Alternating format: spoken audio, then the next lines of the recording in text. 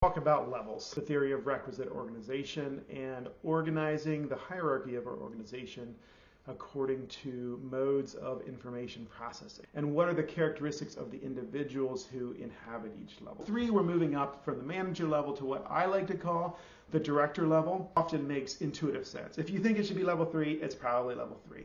They should be able to manage managers. They should be able to build systems, interrelated processes that weave together in order to achieve a goal. And they should be able to adjust individual pieces of each of those processes in order to reach the goal better.